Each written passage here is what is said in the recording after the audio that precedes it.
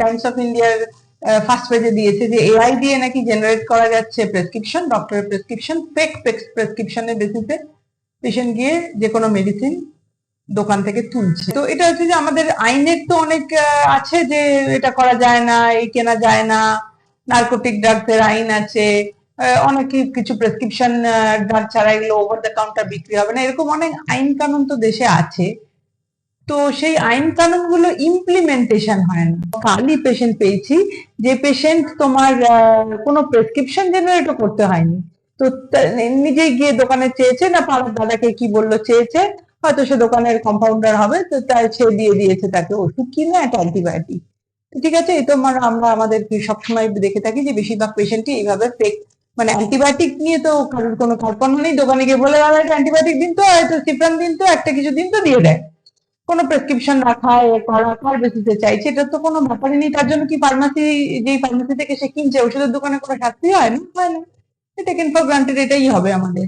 তো যেটা কথা বলার যে যেই পেশেন্ট এই কাজটি করেছে, তো শি ইজ ধরো 48, ঠিক আছে, তো she is an elderly patient. তার যদি হিস্ট্রি দেখো, সে আমার বহু পুরানো পেশেন্ট, সে তার হিস্ট্রি হচ্ছে তার অলরেডি ধরো 7-8 বছর আগে তার হিস্টেরেক্টমি হয়ে গেছে, পর টিউমার, তার অলরেডি তার আগে তার স্ট্রোকের হিস্ট্রি আছে, সে ডায়াবেটিক, হাইপারটেনসিভ, কোলেস্টেরলের ওষুধ খায়, অলরেডি স্ট্রোক হয়েছে। এই হেন লোক গিয়ে দোকানে বললো যে ভাই আমার এখানে এই হচ্ছে, তো আমার একটা অ্যান্টিবায়োটিক দাও তো।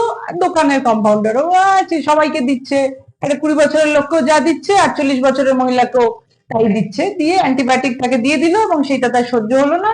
তখন সে যখন অসুস্থ হয়ে পড়লো অ্যান্টিবায়োটিককে, তখন সে আমার কাছে আসার প্রয়োজন মনে করলো যে যা একটা ডক্টরকে দেখান। এবং যখন দেখলাম আমরা যে তার ডায়াবেটিকও ভেরি পুয়ারলি কন্ট্রোল, তার জন্য তার বেসিক্যালি বারবার ইনফেকশন হচ্ছে, এবং সেই ইনফেকশনের রিজনটা অফকোর্স অ্যান্টিবায়োটিক দিয়ে সলভ করার রিজন না। তো তখন আমরা তার কিছু ইনভেস্টিগেশন করে কি ম্যানেজমেন্ট হবে সেটা দিলাম। তো এটা থেকে আমার এইটুকু যে আমাদের নিজেদেরও তো একটা সচেতনতা থাকা উচিত। তো লোককে দোষ দেওয়ার আগে একটু নিজে ইন্ট্রোস্পেক্ট করে দেখো দেখি তোমরা যে এইটা যে করছো এটা কি উচিত। হ্যাঁ, ডক্টরকে দেখাতে গেলে তোমার মনে হয় ডক্টরকে ফিস দেবো কেন, এই তো এখানে দোকান থেকে কিনে নিই।